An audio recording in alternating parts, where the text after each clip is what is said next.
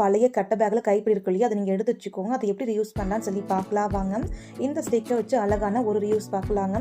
First நீங்கள் ஸ்டிக்கை வச்சுட்டு ஒரு கயிறுலாம் நீங்கள் டேப் எடுத்துக்கோங்க. என்கிட்ட கயிறு இல்லாதனால நான் ஒரு டேப் எடுத்துருக்குங்க.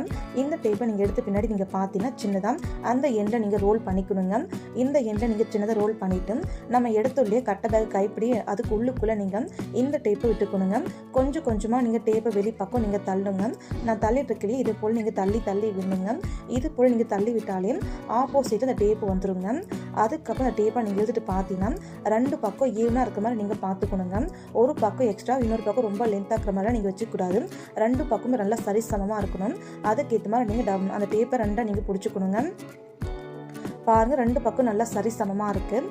அதுக்கப்புறம் நீங்கள் பார்த்தீங்கன்னா லாஸ்ட்டில் ஒரு 2 முடிச்சு போல் நல்லா டைட்டான முடிச்சு நீங்கள் போட்டு வச்சுக்கணுங்க.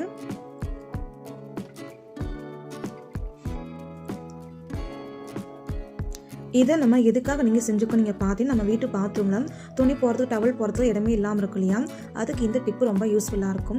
ஒரு ஆணி ஒன்று தான் போதுங்க. இதை நீங்கள் அப்படியே மாட்டி வச்சுக்கலாங்க. அதுக்கப்புறம் இது உள்ளுக்குள்ளே நீங்கள் பார்த்தீங்கன்னா ட்ரெஸ்ஸு வச்சுக்கலாம், டவல் வச்சுக்கலாம். கீழேயுமே விழுகு சரியாது, அப்படி நல்லாயிருக்கும். அது மட்டும் இல்லைங்க, இதை கொண்டு போய் நீங்கள் எங்கேனாலும் நீங்கள் மாட்டி வச்சுக்கலாங்க. இதில் நீங்கள் துணி வச்சுக்கலாம். நம்ம டவல்லாம் தொடச்சி முடிச்சு டவல்லாம் கீழே போடுவோம் இல்லையா, அந்த மாதிரி போகிறத விட இது போல் நீங்கள் போட்டு மேலே ஆற வச்சுக்கலாங்க. கண்டிப்பாக இந்த டிப்பு ரொம்ப யூஸ்ஃபுல்லாக இருக்கும். ட்ரை பண்ணுங்கள்.